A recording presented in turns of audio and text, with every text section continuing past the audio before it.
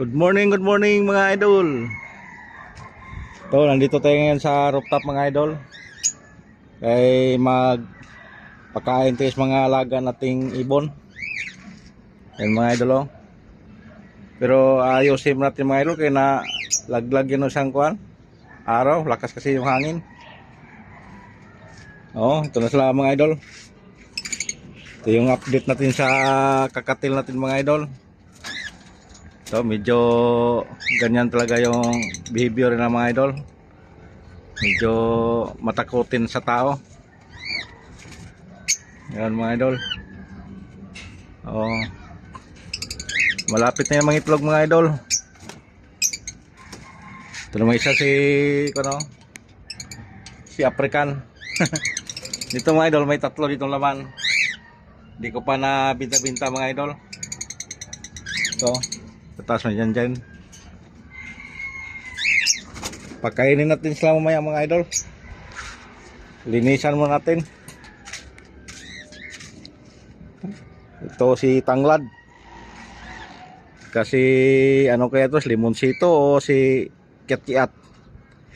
Yan, malaman natin pag mamunga yan mga idol. Oh. Ito sila mga idol. Ayusin natin. Ayan. Kung sino mga mahilig dyan sa pet. Kasi hilig-hilig lang kasi yan. Mayroong mahilig sa kalapate. May mahilig din sa mga manok. Ito yung mga idol, mahilig din sa ibon. Ayan.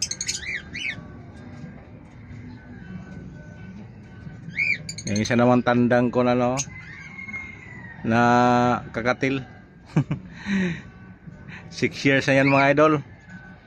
Yan ang kanunahan kong idol, kakatil. Yung asawa niya namatay na. Kaya gusto siyang pumaris doon mga idol sa isa. Yun, hindi ko yung pinaris mga idol kasi anak lang kasi yan niya. Pero yung lalaki kamukha rin niya oh. Yan. Si Pedigree nga may Pikachu. Tapos yung babae mga idol si Emerald. Yan mga idol. Yan lang ang paglibangan ko dito mga idol. Tuwing yung papasok ako sa trabaho, umaga magising ako, pakainin ko sila. Ngayon naman kasi linggo ngayon, babaguhin naman natin yung kung saan natin ilagay ito kasi nung nakarang araw na tuwad kasi ito mga idol sa lakas ng hangin. Pagpakain ko ng umaga wala na. Dito na yan sa simento. Kalat na yan sila. Sayang mga idol, may sisiw na yung dyan sa kuan na apat namatay. Nadaganan siguro. Tapos doon sa taas mga itlog dalawa nabasag. Kaya ayusin natin mga idol kaya bigla-bigla na lumakas yung hangin dito. Baka bukas o kaya mamaya bigla namang lumakas yung ulan. Hindi kasi natin mano yung ulan ito mga idol, bugso-bugso.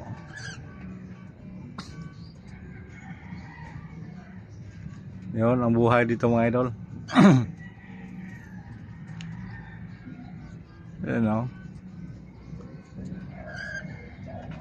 Wala pa yung kain mga idol. Tapos kakatil wala pa yung kain. Silip-silip din. Hindi kasi natin makuhaan ng malapitan mga idol kasi lumilipad-lipad. You know. Ito mga idol, may ibang pares, may asawa to siya. Nakalusot kasi yung ginawa nating kulungan dati, yung screen lang na plastic. Hindi ko napansin na doon pa sa likod, ngat-ngat na, lumusot ng babae. Tapos dito si lalaki, hindi talaga lumabas, dyan lang talaga siya. Ayan, kaya naiwan siya. Ayun. Tapos yung babae mga idol nahuli sa mga kapitbahay natin, ipatubos ng 500. Kaya sabi ko sa inyo na lang yan. Ganyan ang kalakaran dito mga idol sa Manila. Pag nahuli sa kapitbahay mo, ipatubos kagad. Kaya ibigay mo na lang kasi medyo mataas ang presyo. You know, dalawang mag-asawa nga si Birdie. Yan naman ang dalawa. Yan, nagkatabi. Yan. Sige mga idol, update lang yan sa mga alaga ko mga idol. Bago ko mapakain, kinuhaan ko lang ng video para may upload ako. Thank you mga idol. And please support ulit. Salamat. Happy Sunday.